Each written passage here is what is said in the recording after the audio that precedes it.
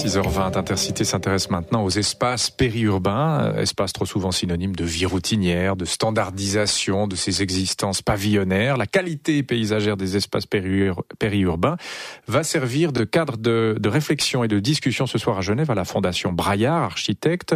En France, par exemple, Jacques Alamand, le sujet a pris un tour carrément passionnel. Dessins tortueux des échangeurs routiers, fatras de panneaux publicitaires, entrelacs d'enseignes lumineuses, urbanisme de boîtes à chaussures des zones commerciales.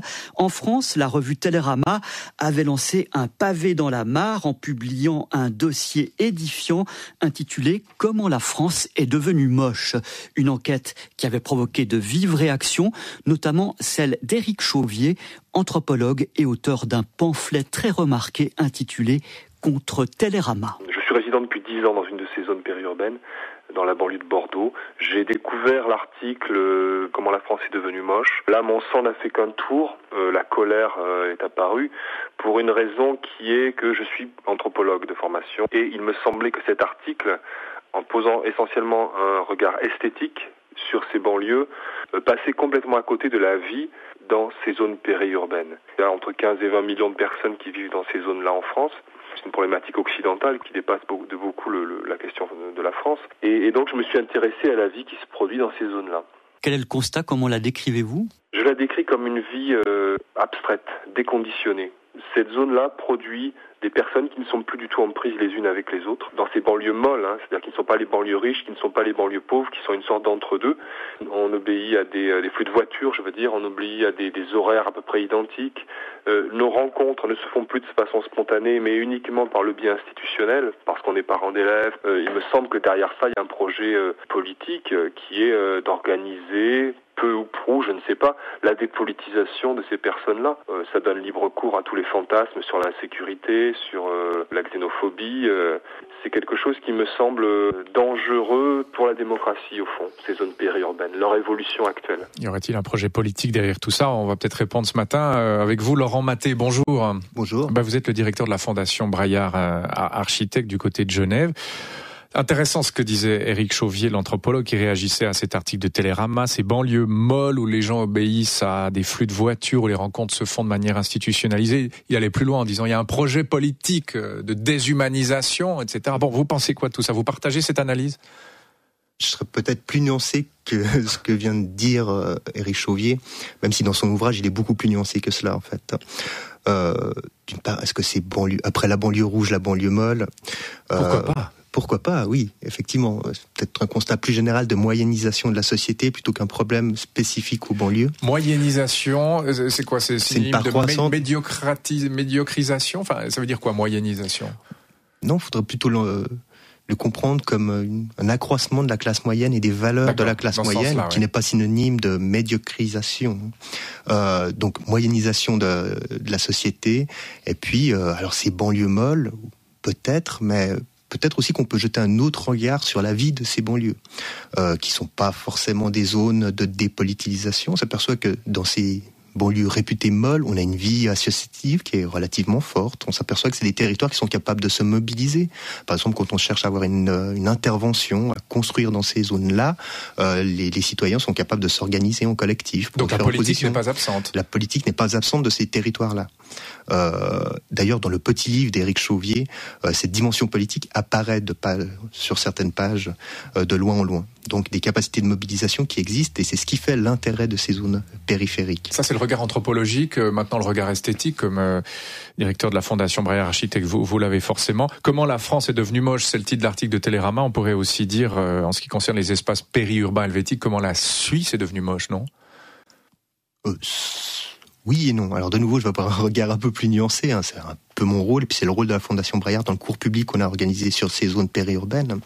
C'est-à-dire que, alors, oui, il y a comme ça un regard sur la misère de ces zones périurbaines, la misère esthétique. Se pourrait-il que ce regard esthétique sur ces zones pavillonnaires soit un regard finalement des gens du centre, des gens qui habitent le centre-ville, qui ont un certain regard esthétique sur ce qui se passe dans ces territoires-là? Et se pourrait-il aussi que dans ces zones périphériques, on soit en train d'inventer de nouveaux codes esthétiques? dans ce rapport de la production sérielle des pavillons et de l'espace ouvert, du champ qui sera à côté ou des grands parkings. Est-ce qu'il n'y a pas quelque chose qui est en train de se jouer, un nouveau code qui sera peut-être l'esthétique de notre futur? Vous n'allez pas nous dire que c'est beau, ces pavillons alignés comme ça Je ne vais pas vous dire que c'est beau, je vais vous dire que je suis complètement agnostique et puis que j'attends de voir ce que ça va devenir. Vous n'êtes pas sans savoir qu'il y a déjà des photographes qui travaillent sur ces zones-là, qui les scénarisent finalement et qui les mettent en valeur. Il y a des cinéastes qui travaillent sur ces zones-là, qui produisent des codes esthétiques dans ces rapports de la zone pavillonnaire et des grands espaces. Le pavillon va devenir un peu tendance alors? Peut-être que le pavillon va devenir un peu tendance, mais en tout cas ça va être un élément de notre esthétique future. On commence à photographier des aires d'autoroute, on commence à photographier des stations-service. Et je pense que dans 50 ans, dans 100 ans, quand on regardera ces zones pavillonnaires-là, on se dira « Ah, qu'est-ce que c'était beau le pavillonnaire, finalement !» Enfin, c'est une hypothèse comme une autre, mais qui vaut la peine d'être explorée. C'est aussi un peu le but de ce qu'on veut faire aujourd'hui à la Fondation Braillard. Je profite de corriger une information. La conférence a lieu à 12h15 à la Fondation Braillard et non pas ce soir. Ah oui, 12h15, oui, alors évidemment. Merci de l'avoir corrigé.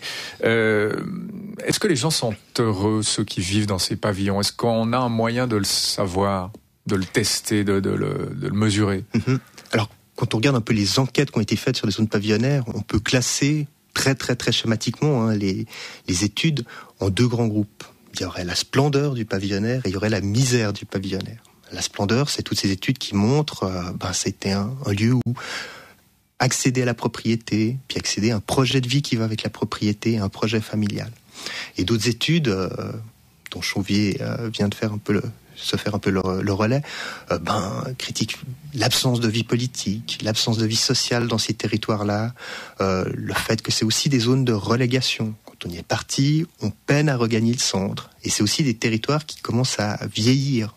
Les personnes qui ont gagné les zones périurbaines dans les années 80, dans les années 90, ont pris de l'âge. Les enfants sont partis faire des études au centre-ville et se retrouvent un peu seuls dans ces territoires-là. Et c'est des territoires qui vieillissent et qui vont poser des problèmes aussi de reconversion par la suite. C'est vrai que maintenant on parle de densifier les villes. Enfin, c'est un argument quasiment écologique. Que vont devenir ces zones périurbaines, ces pavillons de banlieue? Vous nous le dites, ils commencent un peu à moisir.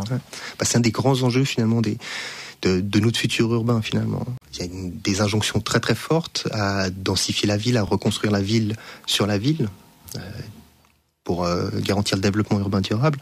En même temps, ces territoires-là, les territoires périphériques existent, ont déjà été construits. Et les enjeux maintenant, c'est identifier des noyaux de densification, identifier des dessertes à aménager, et puis identifier des espaces publics à requalifier dans ces territoires-là, et puis identifier les infrastructures, les équipements publics qui vont devoir être produits pour ces changements démographiques. Espaces publics à requalifier dans les zones périurbaines, ça veut dire quoi concrètement? C'est des zones qui ont été construites parfois à la hâte, parfois sans projet d'ensemble, et parfois aux dépens des espaces publics et des espaces collectifs. C'est y remettre un peu de culture, par exemple, les lieux de culture, c'est ça? Effectivement, c'est y remettre un peu de culture, c'est y aménager des espaces de rencontre sur le Viaire, etc. D'ailleurs, ce qui est fait intéressant, on s'aperçoit que les lieux de culture investissent de plus en plus les territoires et le tissu périurbain, et qu'il y a des discussions assez vives dans certains cantons pour savoir où est-ce qu'on va disposer certaines salles de spectacle, certains équipements culturels. Est-ce que le périurbain est vraiment une zone pour accueillir ces équipements-là, ou est-ce qu'il faut les maintenir au centre-ville? Donc des débats politiques pour les 5 prochaines années. Et donc il y a une conférence à 12h15, Fondation Braillard, sur ces espaces périurbains. Quels seront les thèmes abordés en 2 mots? Donc cette conférence s'inscrit dans un cours public qui a été initié au mois de novembre dernier, et la conférence d'aujourd'hui de Michael Jacob portera justement sur les esthétiques de ces espaces-là. Ces espaces donc pas dénués d'esthétique et pas dénués de politique non plus. Merci infiniment Laurent Mathé d'avoir été avec nous ce matin. Vous êtes le directeur de la Fondation Braillard Architectes à Genève. Bonne journée.